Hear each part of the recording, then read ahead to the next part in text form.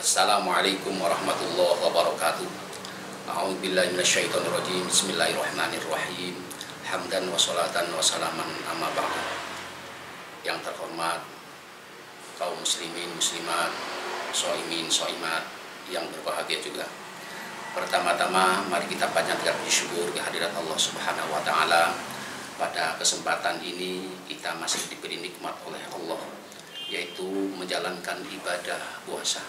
Mudah-mudahan kita selalu dalam ridho dan puasa kita diterima oleh Allah Subhanahu wa taala. Amin ya rabbal alamin. Kemudian rahmat salam kita sanjungkan kehadiran baginda Rasulullah sallallahu alaihi wasallam. Mudah-mudahan di dunia dan di akhirat kita semua mendapat syafaatnya. Amin. Shaimin shaimat, para pemirsa yang berbahagia, pada kesempatan ini kami akan menyampaikan sebuah tema bagaimana kita berbisnis dengan Allah. Dalam surat Al-Fatir ayat 29 sampai 30, di sana disebutkan ada 3 cara berbisnis dengan Allah. Yang pertama, innal ladzina yatluna kitaballah. Pertama, orang-orang untuk bersama-sama kita membaca Al-Quran. Yatluna kitaballah, kita bacalah Al-Quran. Kalau kita ingin berbincang-bincang dengan Allah, maka bacalah Al-Quran. Sebagaimana man arada ayyatakallama ma'allah. Barang siapa ingin berbincang-bincang dengan Allah, maka bacalah Al-Quran. Tentunya kita di dalam membaca Al-Quran harus sesuai dengan kaidah-kaidah ulum Al-Quran, dengan tajwidnya, dengan qoribnya, itu harus disesuaikan, dengan makhorijul hurufnya pun harus baik, sehingga nanti kita mendapat sirnya atau mendapat hikmah dari Al-Quran yang kita baca. Kalau kita rajin istiqomah membaca Al-Quran, maka kita menjadi keluarga Allah. Ini yang penting.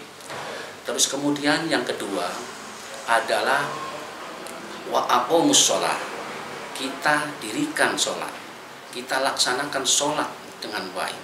Apalagi sholat 5 waktu adalah merupakan kewajiban sebagaimana manusia untuk menghambakan diri kepada Allah Subhanahu wa taala, sehingga kita menjadi manusia yang betul-betul tidak sombong, tidak angkuh bahwa manusia adalah makhluk yang lemah.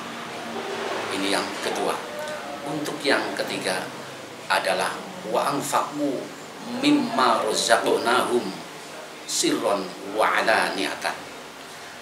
Yang ketiga adalah bagaimana kita berlatih untuk menginfakkan rizki yang diberikan oleh Allah, baik secara rahasia maupun terang-terangan.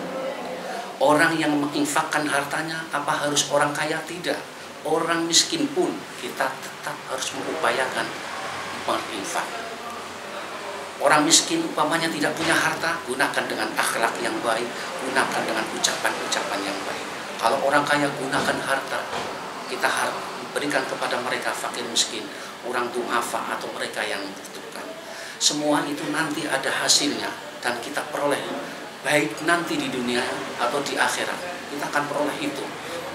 Maka rezeki yang banyak yang kita diberikan oleh Allah, kita syukuri. Maka itulah proses perdagangan kepada Allah. Maka membaca Al-Quran, ibadah sholat kita tingkatkan, kemudian kita bersedekah, rajin-rajin menginfakkan hartanya, insya Allah semuanya akan kembali kepada kita semua. Oleh karenanya, para pemirsa semuanya, mari kita mengupayakan berlatih untuk itu sebagai bentuk rasa syukur kita kepada Allah Subhanahu wa taala. Saya kira itu yang dapat kami sampaikan. Mohon maaf lahir batin. Wassalamualaikum warahmatullahi wabarakatuh.